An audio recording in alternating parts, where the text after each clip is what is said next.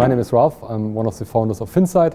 We are an investment platform that is serving at the moment around 7,000 advisors, helps them to advise better, and gives them like the edge of really an advice experience towards their customers, improving their portfolios, making their investments better. My role, I'm one of the founders. So also we share a CEO role, my co-founder and I, and we are active in 6 countries.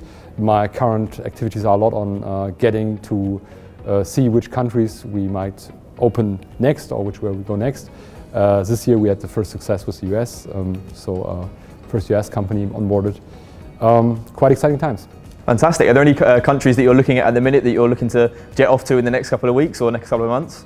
I think right now it's really like US was quite a heavy intense to get the first customers, and we got a really great one for the start. Now we started in Scandinavian countries, so Finland, Denmark, were the first customers this year and end of last year. And right now, UK, we look at it definitely. Also, we look at South European countries together with partners, sometimes alone, depends a bit on the market infrastructure. UK has an interesting market infrastructure with the whole IFAs, but it's technology-wise also quite better equipped than, for example, other countries we are currently active in. Well, we're at Finovate today and you're demoing later. How are you feeling about demoing? Nervous at all or feeling very confident? I think nervous not anymore. No, I think this is we've done this so many times meanwhile, so it becomes off routine. What really is new and which is quite exciting again is it's 2 years ago, right? Yeah. So we've done some video live events, but standing in front of a crowd, it's the first time now since 2 years. It'll be very fun, I'm sure. I think everyone's looking forward to just getting back in person and seeing it all again. But with that said, I think you are in such a senior role at your position, at your company rather. You could, in effect, if you wanted to, you could retire, go to a beach in Barbados and do what you want. So what's the reason that you're still there? What is it that makes you tick? Why are you still here? I think really there's a lot to do, and there are. I'm a big fan of investments myself. So as I started to investing on my own, I found that I did a lot of stuff which was not good. So a lot of brokerage, and I took for myself the takeaway really like you got to do it better, right? You have to have a portfolio strategy on it. You have to have the right feedback on your geographical exposures, your sectoral exposures. You have this whole new asset classes popping up right now. You have alternative assets popping up right now. You have access to venture capital, to private equity, to NFTs and other stuff, music rights and so on. As a retail investor from €2,000 onwards, and there got to be a platform to unite all this, right? You want to have something which really advises you on top of this. And as an average advisor, the financial advisor you might have in mind right now, it's not really the person that is acknowledged about all that. So he needs to have a platform that supports him in that. And that's basically what we aim for, what our mission is, and it came also from the own demand. And being entrepreneurial in quite a while, having also a startup portfolio on my own, it's not the time, it's time to build still. So it's time to create things. So a few years before we'll see you in Barbados then, I'm sure.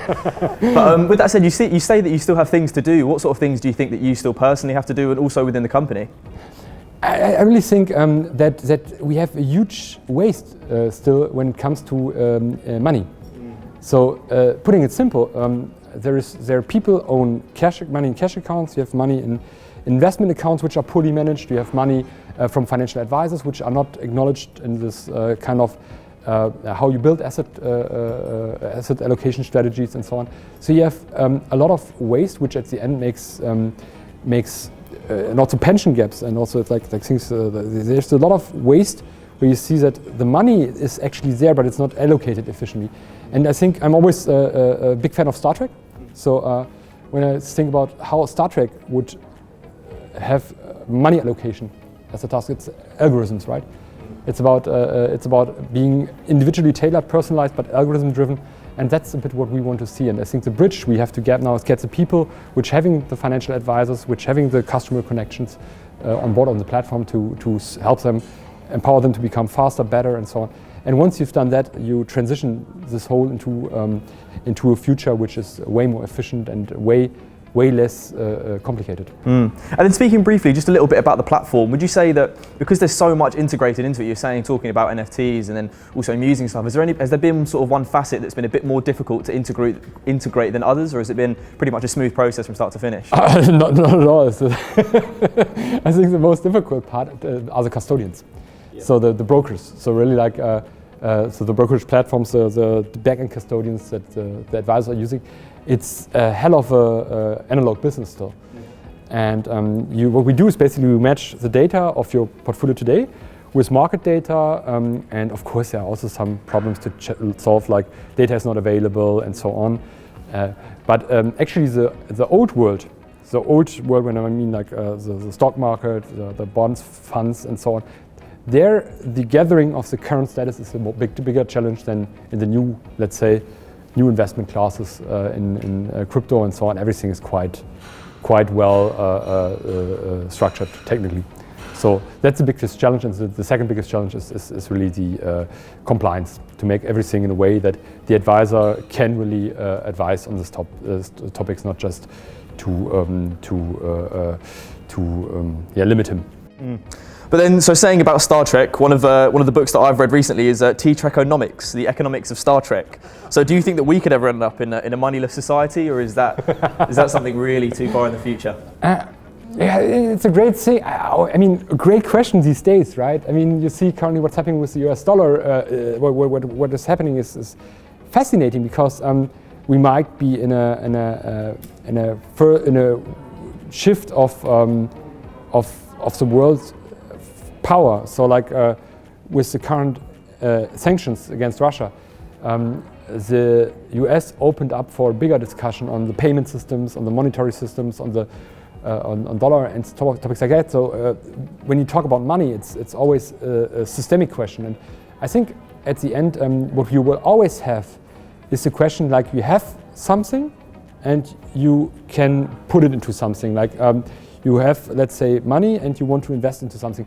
These same mechanisms, like reward mechanisms, you could call them very theoretically, will exist in the future further on. The currency is less important factor there than more like to have the structures to allocate awarded money or awarded something. I think there will be something like money, but it might be in Star Trek. I think you referred to the scene where they enter the bus and say, like, I want to, very famous scene, so I want to pay. But the people had money by that time. That was an antiquated thing, right? This was an old thing they had in this century. I think it will get more to the back in the long run. So it will be more a topic for the back of the industry, and thus maybe Captain Kirk or other ones do not know it. Yeah. So even so, it is there in the background. So that's what I mean. It's the theory of money will still be there, I think, but it will be at the end about allocation. And then I think lastly, just my final question, if you could say go 5 years into the future and look at your company, what 3 words would you like to use to describe the state of your company in 5 years' time? Other than successful. Yeah, definitely. Impact by changing the portfolios, really, so like little improving portfolios.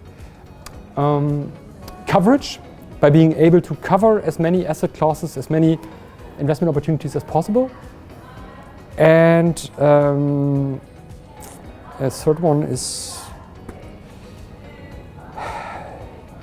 I hope, global, because I really see tendencies right now which makes portfolios less global again.